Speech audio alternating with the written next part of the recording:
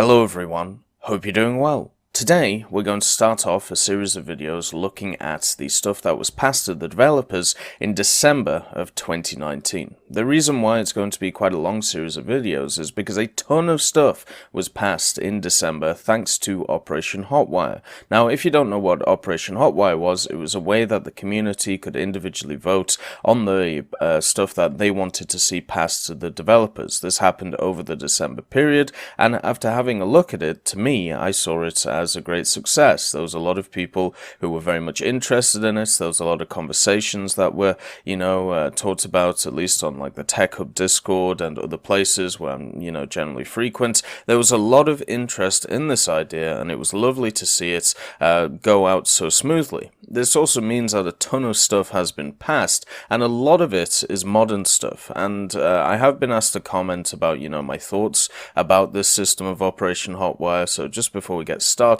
that's what we're going to do. So the first thing is I really like the system. I think it should be done once a year. I do think that having the community involved in the voting system shouldn't be done all the time, but it is something nice to do every so often, just to try and get a general idea of what at least the forum part of the community and the English-speaking part is interested in.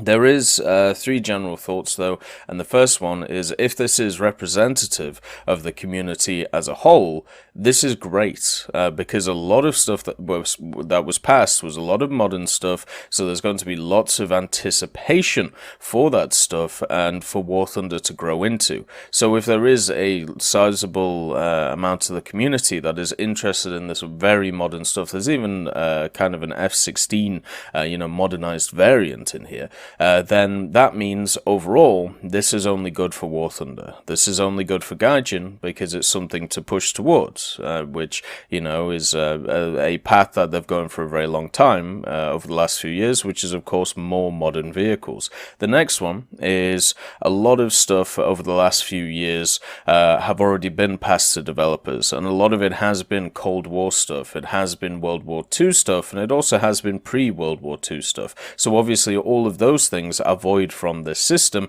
because they've already been passed. So it isn't a surprise to me that a lot of the stuff that got passed is stuff that obviously hasn't been passed in the past, but the main thing to understand is a lot of the stuff that was passed was older stuff. So to see more newer stuff now, that could explain the difference. And also the last one is something I've talked about before in many ideas. It's very hard to quantify a whole community opinion.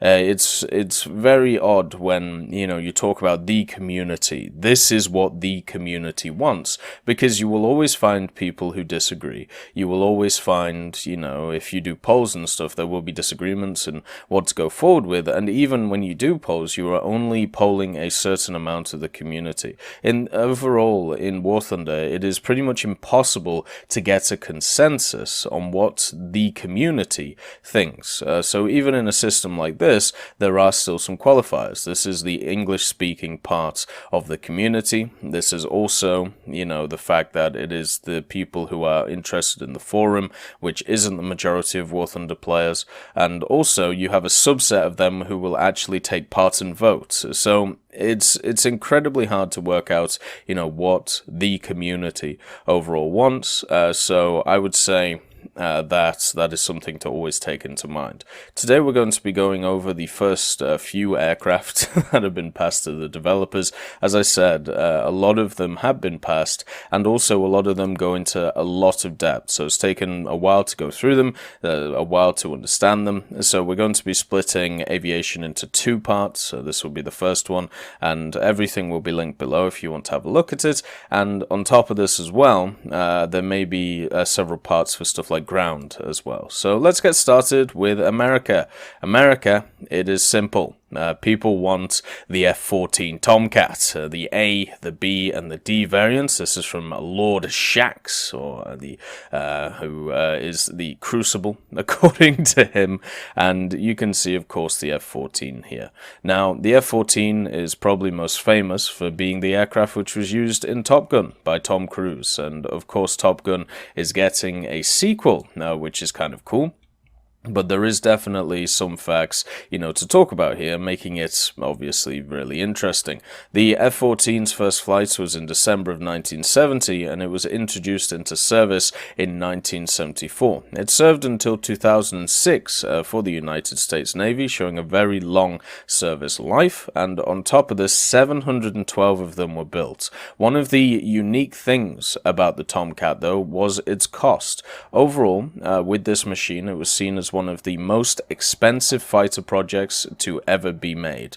The unit price was at 17 million US dollars in 1972, and at the introduction, it was considered almost priceless because of the developments of technology that were on board. The main things about it was that it was a twin-engine, two-seater with a swivel wing, and it could also be supported on carriers, so therefore it was a carrier-borne aircraft. There was many modern construction methods at the time which went in to make this, such as new materials which we used. There was a quarter of the cell was made of titanium, very expensive metal, can withstand friction of heat, generated at high speeds, better than conventional aluminium, and in order to save weight, especially hardened and pressed synthetic resins we used for large areas of the elevator.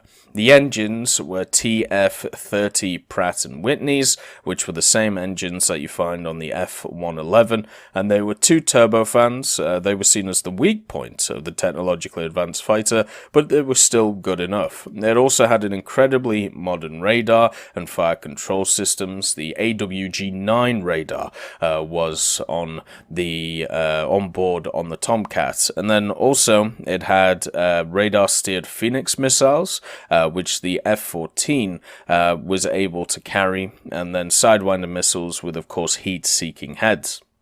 For the close melee, the Tomcat also had a cannon available to it, making it one of those planes which has pretty much everything when it came to it.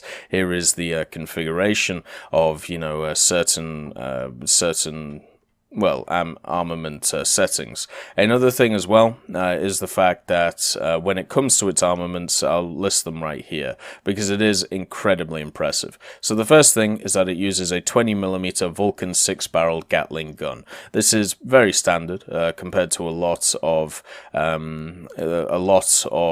planes at the time in the 70s. You can see it under the nose right here, and also you can see the variable wings that it has, which is very, very cool. But anyway, so it had 10 total hardpoints, 6 under the fuselage, 2 under the nacelles, and 2 on the wing gloves. It was able to carry around 14,500 pounds of ordnance, and the main stuff was for air-to-air missiles in the form of AIM-54 Phoenixes, Sparrows, and also Sidewinders. It could carry 2 AIM-9s, 6 AIM-54s, or, some Sparrows alongside as well. When it came to bombs, we're looking at JDAMs, so precision-guided munitions, also Paveway series of laser-guided bombs, Mark 80 series of unguided iron bombs, and also the Rockeye 2, which is kind of interesting. It also could carry, obviously, targeting pods, drop tanks, and a tactical airborne reconnaissance pod system. As I said, for the 70s, this was incredibly advanced, and it could also go maximum speed of 2.34 Mach. So have fun with that. It's a very much really cool aircraft, and I'm sure a lot of people are looking forward to it when it comes to the game, especially because of its historical look at when we have a think about Top Gun and stuff like that. The next one is a vehicle which is kind of similar, but for another nation or other nations. This is from Lord Shaxx once again, and this is looking at the Panavia Tornado. Now, the Panavia Tornado is, of course, a machine that was used by Germany, Italy, and the UK mostly, and it, I would definitely say, fits, a decent little role. And as we've pushed into the supersonic era, it is time to have a look at more Mach 2 aircraft. And when we also have a look at, the Panavia Tornado, it isn't a Mach 2 aircraft, but it's pretty close. At sea level, level, it's 1.1 Mach, and then at 35,000 feet, it's sat at 1.85. The Tornado story starts in the late 60s.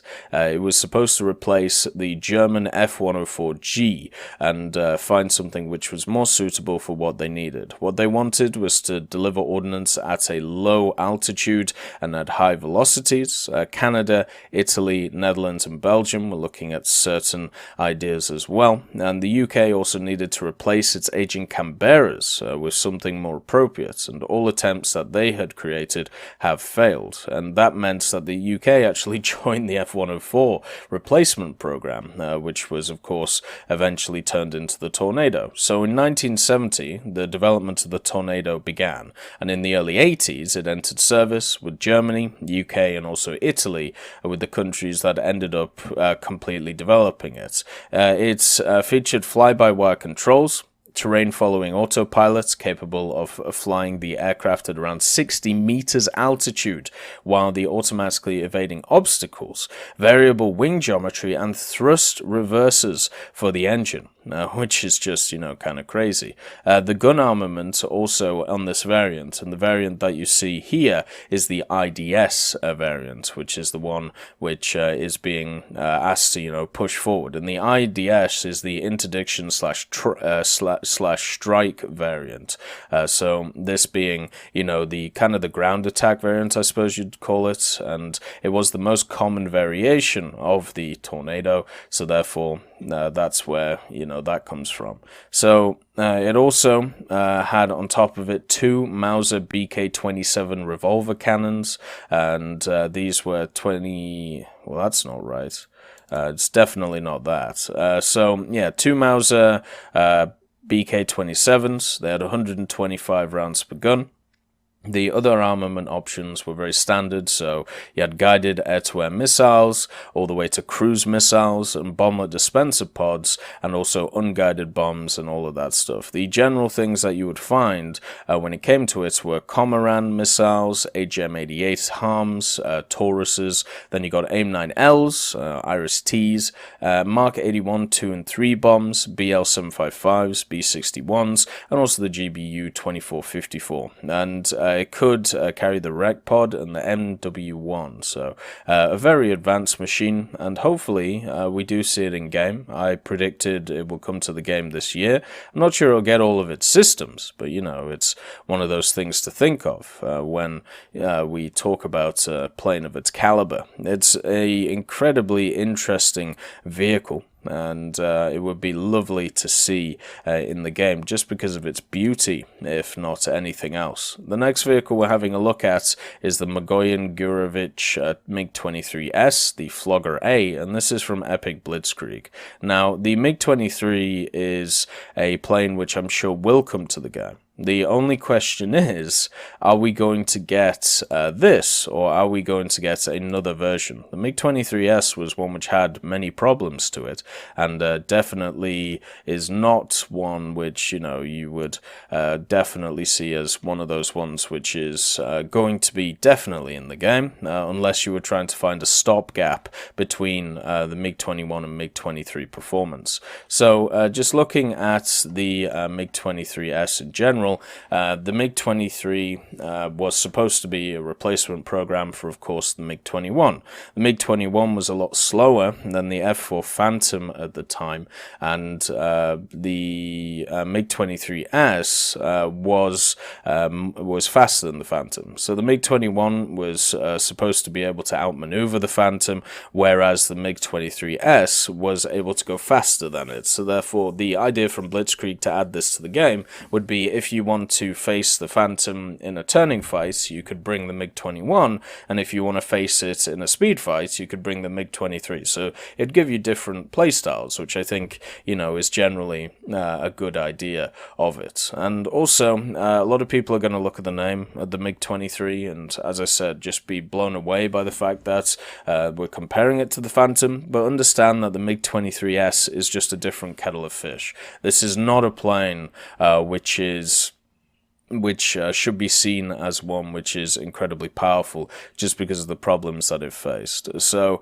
I'll read through some stuff just to give you some ideas of this. So the MiG-23S, it was the initial production of the MiG-23 to be built. Over the span of 1 year, from 1969 to 1970, there was around 50 or 60 of these built, and it never entered operational service. The main differences between its predecessors was it had an improved afterburning jet that generated about 100 kilonewtons of thrust, and had a radar system of the MiG-21 BIS.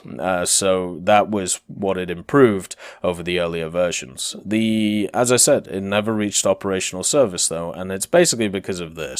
So training with aerial battles between the MiG-21 and MiG-23S, conducted in particular in the Lipsek TS peoples, clearly proved the superiority of the 21st in the horizontal maneuver, despite the desire of the leadership of the Air Force to squeeze out of flight centers involved in the development of new machines. Reports with opposite results. Also, not in favor of the MiG-23 ended flights, and with the captured F-5A fighter obtained from Vietnam. The lightweight American fighter beat not only the MiG-23, but also the much more maneuverable MiG-21MF in close combat at low altitudes. However, in verticals, the advantage passed the MiG-23, which also had significantly better acceleration characteristics. So difficulties with implementation of aerobatic maneuvers gave grounds for some pilots of the Scientific Research Institute of the Air Force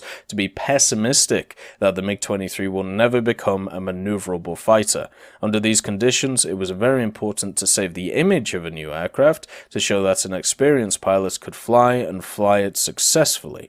Seitgo undertook to solve this problem. He picked up a group of enthusiasts from test pilots who believed in the capabilities of the aircraft. In addition to the author himself, the team included Fedotov, Sedov, Petrov, and a number of the other experienced pilots who had begun a phased mastering of complex and advanced flying in the MiG-23, and according to the memoirs of Seitgo, after appropriate training, he demonstrated aerobatics over the airfield at the Air Force Scientific Research Institute at Vladimirovka. The aircraft, with a small amount of fuel on board, effectively executed all the figures. This, to some extent, dispelled the skepticism of military test pilots regarding the capabilities of the machine. Similar shows were organized by other pilots of the group on the airfields at Lipetsk, Shatalovo, and Zhukovsky. So you can see, when it came to this aircraft, there was a lot of doubts with it because, to be quite honest, in a lot of the fighting that was going on, or a lot of the mock fighting, I should say, it was losing. And it was losing to the predecessors. So the only thing that this really had going for it, in the form of the MiG-23S, was the fact that it was faster than everything else. And that could easily be replicated with other ideas. When we actually have a look at its general statistics, it had a 23mm, the Grayezev Shipunov, the GSH-23L double-barreled cannon, 200 rounds overall. It could carry R3Ss, R3Rs, R13Ms, KH-23s and KH-66 with a bunch of bombs and rockets in tow. So when it comes to armament, it's completely fine. When it comes to its general speed, it was also completely fine. The problem with this was its general control and also other factors which made it loose to previous jets. Now, the next suggestion is actually modifying a current plane in game. Instead of a suggestion to add a new plane. This is from Flame2512, and it's talking about changing the TU4. So there are three options which are given here to change the TU4. Now this is basically based around the fact that there's a lot of complaining about the TU4. Remember that this post was made in 2016, so this was a long time ago. I don't think many people are having issues with the TU4 today because of the advent of air air-to-air missiles, and also the fact that its BR is incredibly high. But I still see a lot of the time Tu-4s trading 1-for-1 against a lot of planes and also getting their bombs off, so I can still see them being a bit of an issue. But compared to back then, compared to 2016, oh, it's not an issue at all. 2016, it was insane when it came to the Tu-4. So let's have a look at the 3 options to change it in order to make it easier on the game and to fight. So the first one is to change it to its pre-production version, or as it's known, the Aircraft 64. This idea is pretty much making it worse in the defensive armament set, and also worse when it comes to its bomb load. So the first thing was the pre-production Tu-4, the Aircraft 64. Instead of having access to the NR-23s, it had access to the B-20 20mm. So it would have the same amount of guns, just different guns, only the 20mm instead of the 23s, which is a big difference if you've ever used, the different guns in the game. The next thing is the pre-production was also a little bit smaller than it. You can see here with this is the Aircraft 64 stuff and this is the Tu-4 stuff. It's just very slightly smaller when it comes to its general size, but the main thing is that the pre-production version would carry less bombs. So instead of carrying a bunch of bombs which you see in the game, it was very much limited to about 4,000 kilos. So if you wanted, and that is shown by here, range with 4,000 kilo bombs, range with takeoff weight of 63,000 and 3,000 kilos of bombs. So the general idea would be you would give it less defensive armaments, you would also give it less bombs, and then you could even possibly lower its BR if you wanted to try and help people. The next one is to keep the current version but reduce the bomb load and spawn altitude. So what is interesting about this is the Tu-4 has a bomb load of 12,000 kilos on it. If you actually have a look at a bunch of different sources, such as the book Tupolev the Man and His Aircraft by A.I. Kandilov and Paul Duffy, it states that the bomb load was normally 6 tons with a maximum of 8 tons. The 12,000 kilo bomb load could only be achieved with a late model or modified aircraft, so technically not the one that we have in the game. So it would be much better to reduce the bomb load. And then on top of that, one of the problems with the Tu-4 that has been around for a long time is the fact that it has a really high spawn altitude, so it can get to the bombing bases and get to the airfields before any fighters can climb to them. I personally don't think that's a problem today, but it definitely was a problem back then.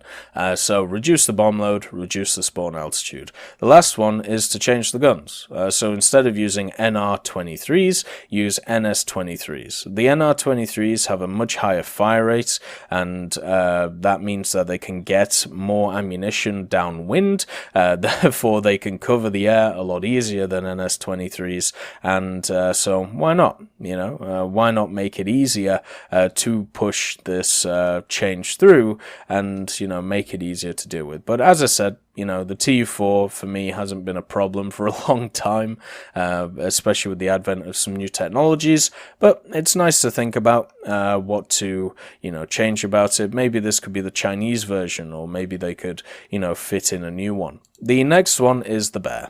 So this is from Laskin B.J. Hinkle, and it's of course talking about this big boy. So what is this big boy?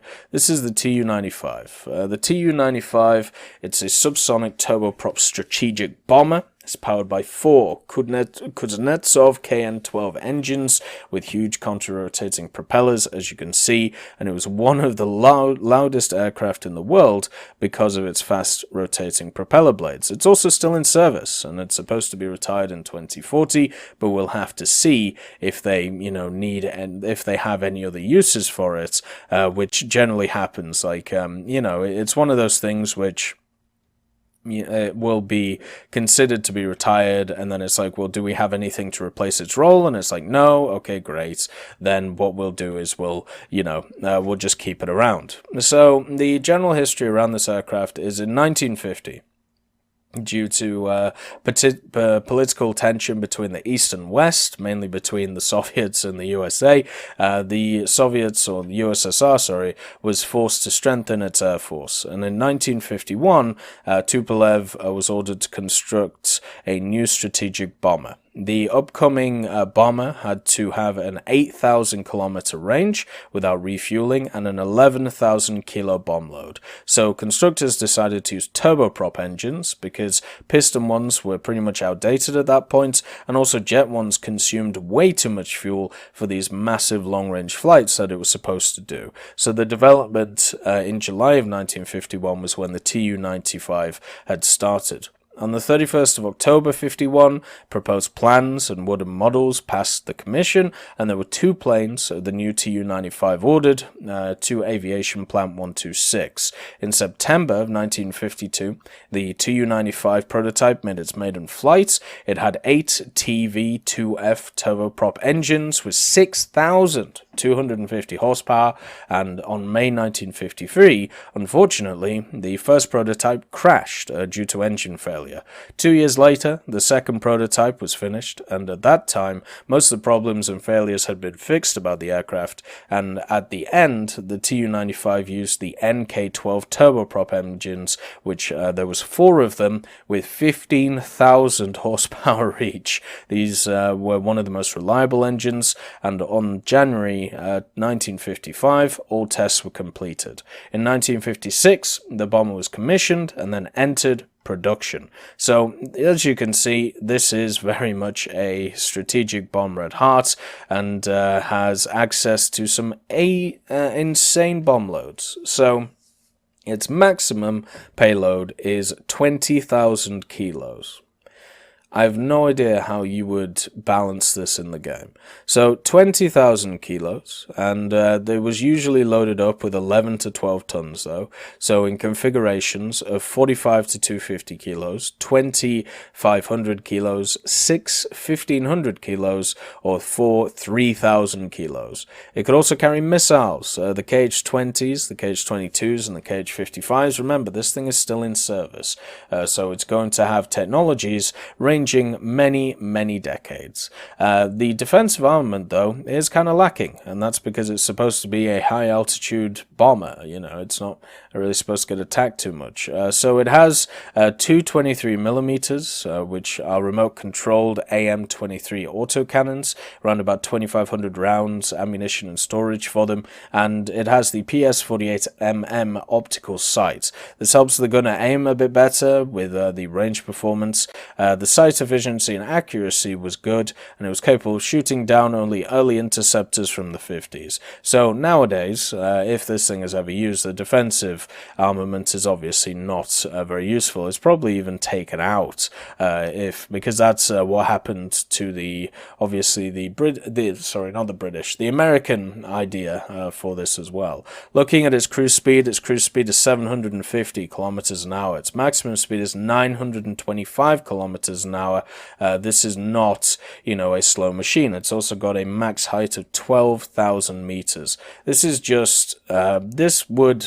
You know how the B-29 and the Tu-4 we already have struggle with sometimes when it comes to them setting up a 4-man and just annihilating stuff? Imagine if there was a 4-man of these. I don't think it would be too fun for most people. The next one is from Zombificus, and this is talking about a prototype Lightning. Now, we've already had the Lightning in its entirety passed on to the developers, so somehow the Brit-bongers were able to skim this one past as just an individual vehicle. So the English Electric Lightning came in a few forms when it came to its prototypes, and what this basically meant was there was a bunch of... Actually, let's just get some pictures here, just so you can have a look at the general overall design. This is probably the best one, with the short SB, and because this is going to take a while to get through, just because it's a really cool story from it, and also it is different to the Lightning that we've seen before. The main difference you could probably tell is the fact that it doesn't have the cone, right? The cone in the front, and this is what it would look like if it didn't have the cone, and this one didn't have the cone. So let's go through it. So we're talking about the P1A here. The P1A was the first Lightning which was technically armed as a prototype. The second of the two Lightning P1As was the one which actually had guns on it. It didn't have some of the stuff that you actually resonate with the Lightning, though. It didn't have the afterburner, it didn't have the shock cone, it didn't have Mach 2 capabilities of every Lightning which followed after this machine. So that is something to definitely take into account, but it did at least have some armament. So the general history is obviously the same history as the Lightning, so even though I've gone through it before, let's go through it again.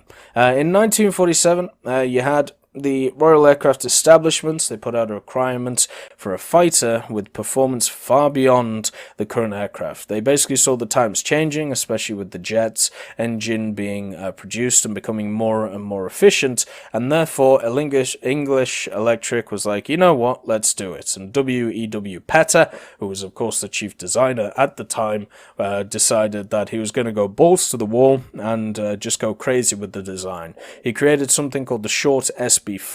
It was pretty much panned by a lot of critics. They pretty much said that the design itself they were extremely skeptical about. The fact that it had, you know, the low tailplane and also low speed handling of the swept wing, all of these things. So they were pretty much saying, looking at it, because it had these new evolutionary ideas, a lot of people wrote it off. And then it came to the testing, and the airframe itself, especially the SB5, proved that a lot of the problems, such as this idea that the handling of a swept wing aircraft at low speed would be bad, you know, these were unfounded. So Petter proved everybody wrong with the short SB5. So, obviously the short SB5 was short. I think it's actually a great name for it, because it was a small downscaler model, kind of like a Baby Lightning. So it's a 7/8 scale Baby Lightning. It had proven over 18-month testing program that the original design did have promise. So English Electric Lightning were allowed to proceed in the construction of 2 flying prototypes and a third test airframe of what they were internally calling the P1, or what would be known as the Project 1. The first one was an unarmed version. It lacked the ventral fuel tank typical of later Lightnings, and it was also essentially a full-sized SB5, and like its predecessor, it was purely a research aircraft to test the basic design. The next aircraft it was equipped, which is the one which this article is based around, it was a unique variant.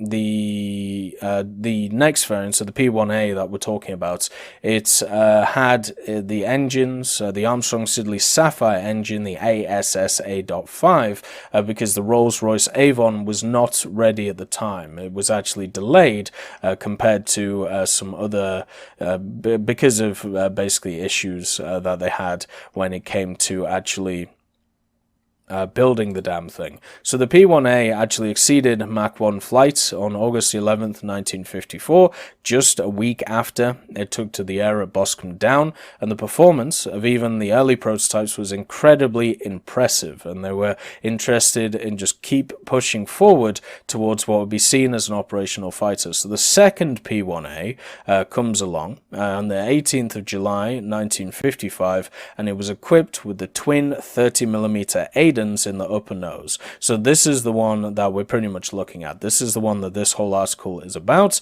and these cannons, which are used in armament trials, were installed along with a ventral tank to test the production Lightning's configuration. So both alterations, as with the SB5 and the WG760, which was the initial P1 prototype of the Lightning, further proved the basic design, but also data gathered by this plane and its predecessor, which in 1956 took the air with the ASSA.5R afterburning Sapphire, also confirmed that some major changes needed to be made. The main issues that the Lightning had in earlier models, including this one, was stability at high speed. And that's pretty much where I'm going to just leave it here, because the rest of the article is pretty much about just the, it's just about the other, it's just about the other versions of the Lightning before they hit main production. So I definitely think this should be in plane. I don't know where it would fit in the game, but since we know that the Lightning is being developed, this one could definitely be added with its 30mm, and you could have a little bit of fun with it. The last one we're going to cover in this video is by Miki Hoshi, and it's of course the F-4EJ Kai. Now the F-4EJ Kai has been talked about a lot over these last few times because of the fact, well, it's been announced that the DMM boys are at least gathering information for it to be implemented into War Thunder. The F-4EJ Kai is known as the Super Phantom because it is a modernized version of the F-4EJ, which is the Japanese version of the F-4E. The main differences between that and the Phantoms that we see in the game are leading edge slats, an inbuilt gun in the form of the 20mm, I believe. I'll just check that really quickly. Yes, the 20mm JM61A1, and then of course different engines, giving it a lot of power. The F-4E is a big step up to what we compared to what we have in the game, so see this as a step up on top of an already big step up. And this was prompted by an event that happened where the Japanese failed to actually intercept a MiG-25, which had decided to defect to Japan. So it came up on the radar, it was able to get over Japanese territory and quite far in before the fighters were able to even get anywhere close to it, and the MiG-25 actually landed and the guy defected, and it was realized by the Japanese, or the JASDF at the time, they needed to find something which would actually be able to intercept these things quickly enough if this ever happened again. So the F-4EJs were not cutting it, but they liked the general design of the F-4EJ, they wanted to continue it, so they created the Kai, being kind of like, I suppose you would class it as a life extension program in a way, into, the 1990s. So in 1980, they wanted to prolong the service, as I said, of the EJ, and in 1984 the first EJ Kai was built. The differences between the two